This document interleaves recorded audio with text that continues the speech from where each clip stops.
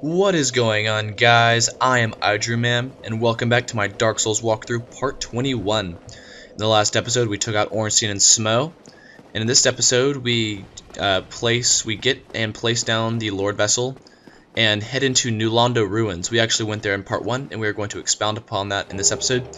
If you come over here, you see a corpse with Knight Lautrec's armor. That armor will only be there if you kill Knight Lautrec the way I showed in part 19.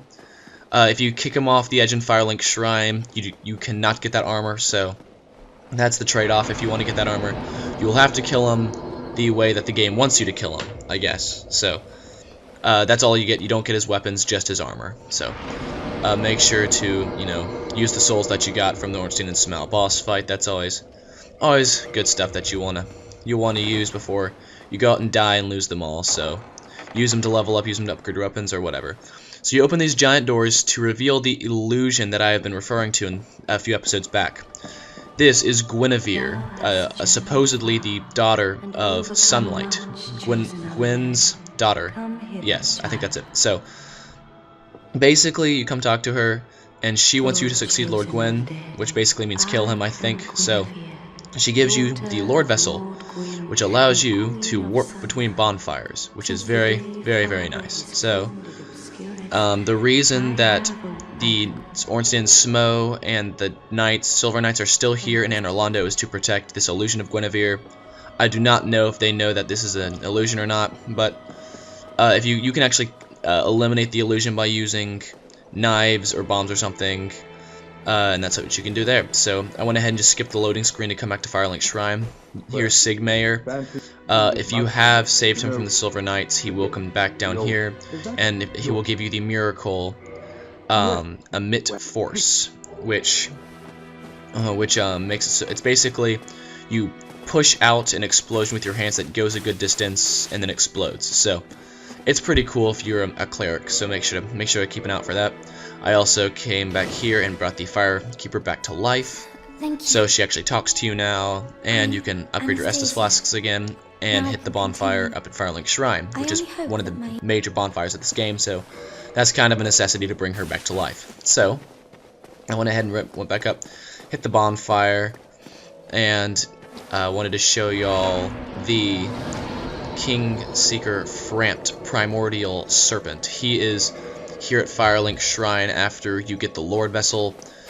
He isn't here before the Lord Vessel, which is kind of obvious because he is right there. So yeah, we were here earlier in part 1 or 2, so this is kind of hard to miss if he was here at the beginning of the game. So basically, he's telling you that he wants you to kill or succeed Lord Gwyn and become the new Firelinker guy. I can't exactly remember what he says, but he wants you to link the fire so that the Age of Fire will remain, because darkness is coming, and apparently no one likes the darkness. So this guy is on Gwyn's side, and so he wants you to link the fire at the end, which basically means to sacrifice yourself and keep the Age of Fire going. There, however, is another Primordial Serpent that you can encounter. I will talk to y'all about him later, probably within the next few episodes. You can actually place the Lord Vessel without talking to Frampt.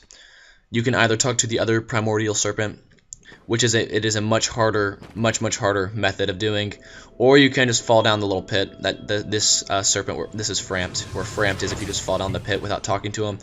He just disappears and gets kind of mad at you, so you can't really talk to him. So if you just drop down there, you just place the Lord Vessel anyways. So here you see the Lord Vessel. Also, in this cutscene, take account on how many new areas are opened. Just watch.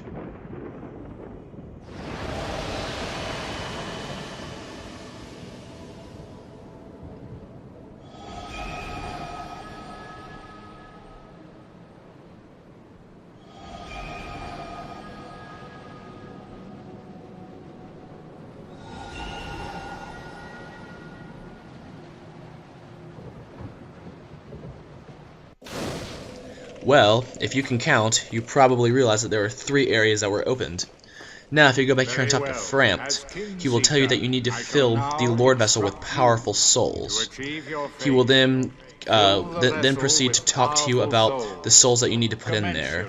So just, if you listen to what he says, he actually says that you need to use Gravelord Nito, the Witch of Izalith, the 4 Kings of New Londo Ruins, and he will also say the, I believe, Seath the Scaleless right there. So, if you noticed, there are 4 powerful souls that you need to get. However, there are only 3 openings. Well, how can this be? Well, you can actually take out one of those main lords and get their soul without placing the Lord Vessel, and that one is the 4 Kings of the New Londo Ruins. If you manage to defeat the 4 Kings of the New Londo Ruins without placing down the Lord Vessel, you will actually encounter the 2nd Primordial Serpent. It is very challenging because the 4 Kings are probably the 2nd hardest boss fight in the game, in my opinion. Because again, 4 Kings, you have to fight 4. Well, kind of. I'll explain how that boss fight works when we get there. So anyways, this right here is the Pyromancer that we rescued down in the depths. The one that was in the barrel near the butcher ladies that I was talking about. So right here I got the Pyromancy Flame, and I decided when I had my playthrough with Pyromancy, I just love playing with Pyromancy, so I decided I wanted to do Pyromancy a little bit.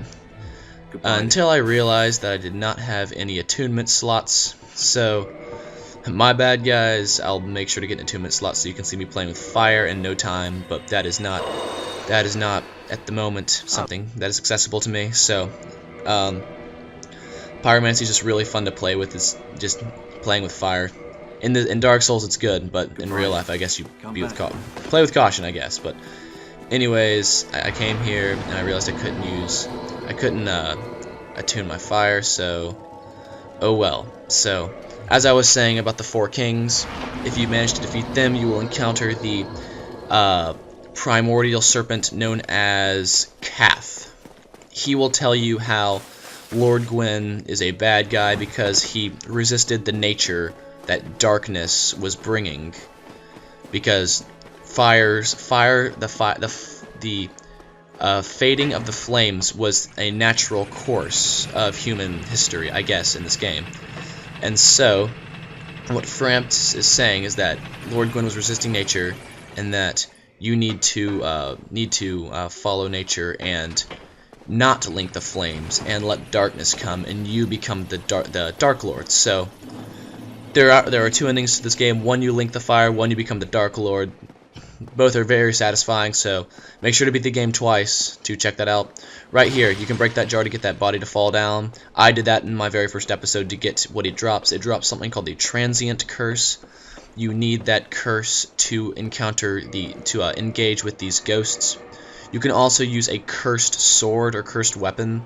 However, if you do that, you can attack the ghosts with it. However, you can't really block with your shield. You will have to block with the sword.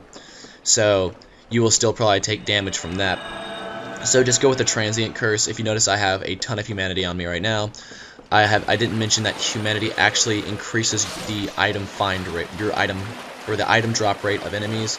So if you put on a lot of humanity and the gold Covetous Serpent ring that you get in Sin's Fortress, what the ghosts can drop, they can drop more Transient Curses. So also right here, here's more Transient Curses in case you run out. So 2 more right there in that jar. So that's another way to stock up. But I definitely recommend either putting on some humanity or using the Covetous Gold Serpent ring to get a little bit of just get some Transient Curses in case you die here, so you won't have to really worry about buying some.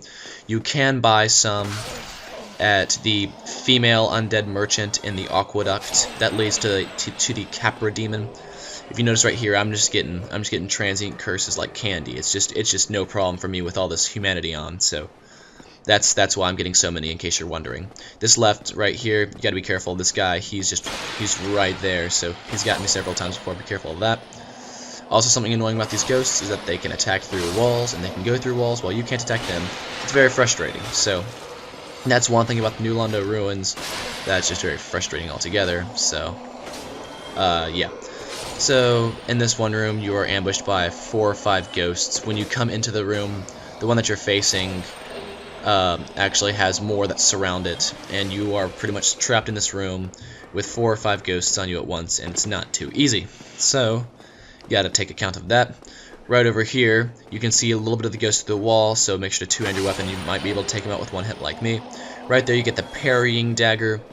That's basically just an offhand weapon that you can use instead of a shield to parry, I guess. I'm not sure if it has an easier parry chance than the normal shield, but I really don't know. That ghost right there that I just killed was actually unique, if you didn't notice.